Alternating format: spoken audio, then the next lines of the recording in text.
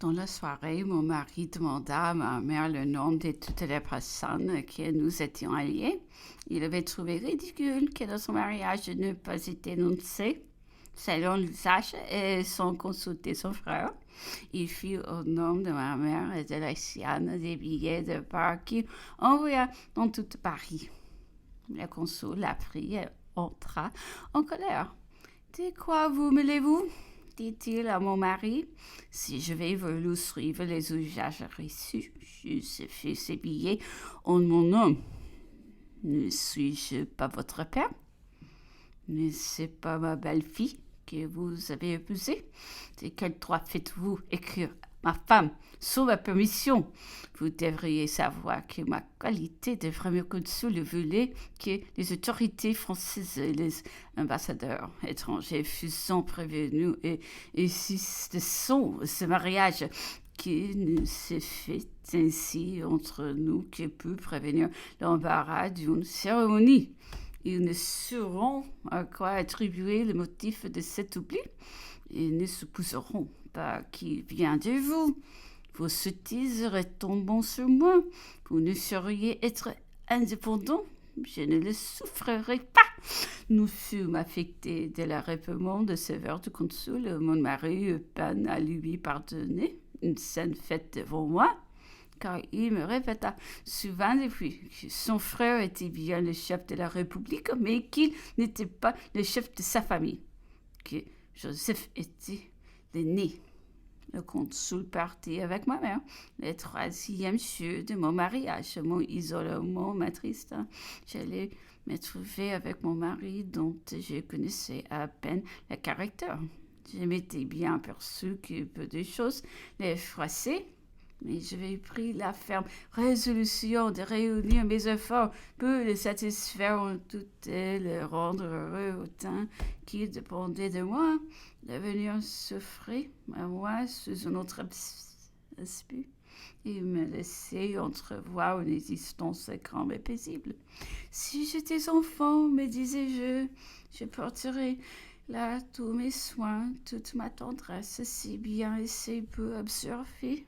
La vivacité de mes sentiments, mon inquiétude d'aller être de plaire à mon mari, de cultiver mes talents, de conserver une bonne réputation. Autant je vais chercher un homme parfait que je puisse aimer, autant je l'ai évité d'en rencontrer jamais un qui peut me causer la moindre impression.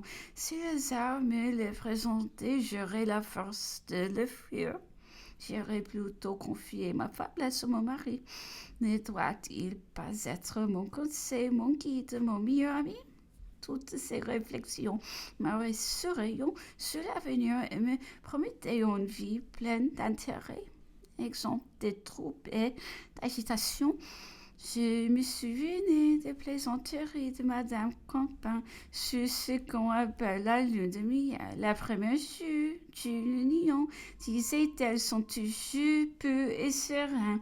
Pendant un mois entier, elle mariait toute soin, toute galanterie, ne connaît pas de me. Bientôt, un nuage se lève, c'est toujours pour une toilette. On doit sortir, monsieur. Déjà après, remarque qu'il attend longtemps, ose le dire vivement. Madame se donne. Elle est émue. Elle va pleurer. On l'embrasse, on la rassure, mais la scène recommence. Le lendemain, on ne console plus. Et la lune de mai mis à le passé. Cette petite histoire n'avait pas été perdue pour moi, dans le désir de prolonger cette lune de miel au-delà du terme fatal. Je m'étais habituée de m'habiller si vite que j'ai constamment été forcée de tordre tout le monde. Voilà comme je travaillais déjà à épargner à mon mari les moindres contrariétés, aussi scrupuleuse sur les petites choses, que j'étais attentive aux plus grandes. Comment ai-je si peu réussi? J'étais mariée depuis 4 jours. J'essayais un corset dans ma chambre à coucher. Louis entra. J'ai mis en rougissant un fichu sur mon cou et j'ai interrompu ma toilette. Il voulu y assister. J'ai refusé. Il insista. Je devins plus embarrassée et il sortit avec humeur. Quand je l'ai vu loin de me parler avec douceur et de me confier ce qui avait pu le blesser, il me dit d'un ton sévère: Savez-vous, madame, qu'on ne doit pas avoir de retenue avec son mari? Que voulez-vous que pensent les femmes qui vous enterreront? Elles iront dire partout que vous ne m'aimez pas et qu'on vous a forcé de m'épouser. Je ne savais que répondre. Mes idées étaient bouleversées.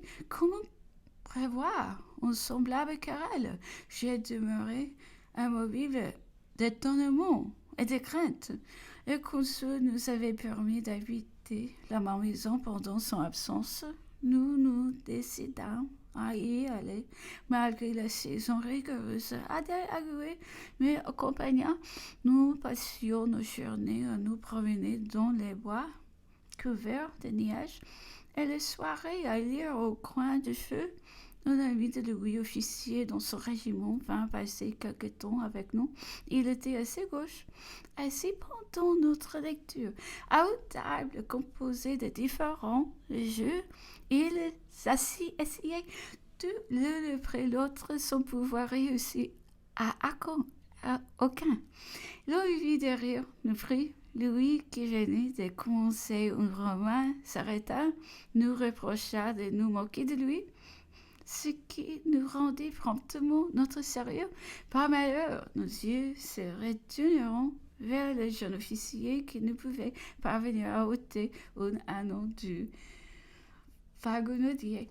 Nous éclatâmes de nouveau sans que rien pût nous arrêter.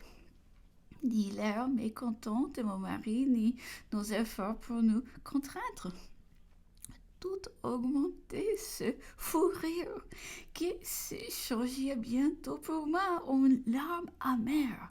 Quand nous fûmes seuls, mon mari me dit d'un grand sérieux: Pucky, méprenez-vous? Croyez-vous que je veux vous suffire de jouer? Je vous préviens que des femmes galantes pouvant seules se permettre de rire de leur mari et de le compter pour rien. Et je m'éloignerai de vous plutôt que de me laisser humilier à ce point. Je ne peindrai point mon désespoir. Je voyais en un instant s'évanouir toute idée de bonheur et même de repos. Je ne pouvais concevoir le caractère qui se montrait à moi. Il m'effrayait pour l'avenir. Coupable d'un enfantillage bien excusable à mon âge. De quelle façon étais-je traité?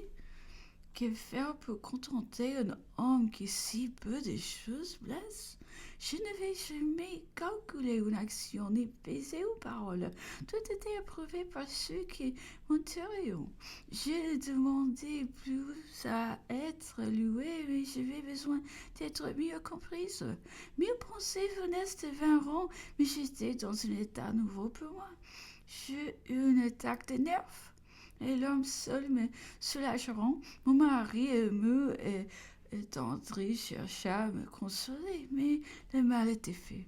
Lui me inspira plus que de la crainte. Je n'osais plus rire, je n'osais plus parler devant lui. Je le voyais toujours prêt à se fâcher et toujours rempli de désir de le rendre heureux. Je n'en connaissais plus le moyen, mais d'un copain, nous donnons une petite fête à Saint-Germain. Elle avait fait peindre par Isabelle mes circonstances de mon enfance. J'entrais chez elle comme simple pensionnaire. Plus grand, je prenais des versets récents. Ensuite, un jeune homme s'est présenté pour m'épouser.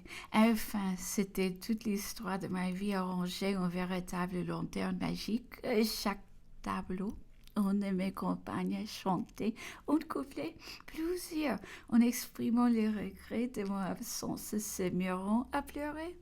On, entre autres, dit tout bas à Madame Capin, je puis regarder son mari quand je songe qu'il nous enlèvera son affection et qu'elle ne pensera plus à nous. Madame Campin crut faire plaisir à Louis de lui répéter aux propos qui prouvaient de l'attachement pour sa femme. Il garda le silence. Je l'imitai. Je contraignais jusqu'aux tendres émotions qui faisaient naître en moi le témoignage des sentiments si vrais dont je les voyais effarouchés de ce qu'il était si naturel à mes compagnes de m'exprimer et à moi de ressentir quelques mots. M'avertiront de la jeune où il s'était trouvé. On m'a fait jouer là un seul rôle, me dit-il en rentrant. Depuis, il ne retourna jamais au son humain et montra de l'éloignement pour Madame Campin.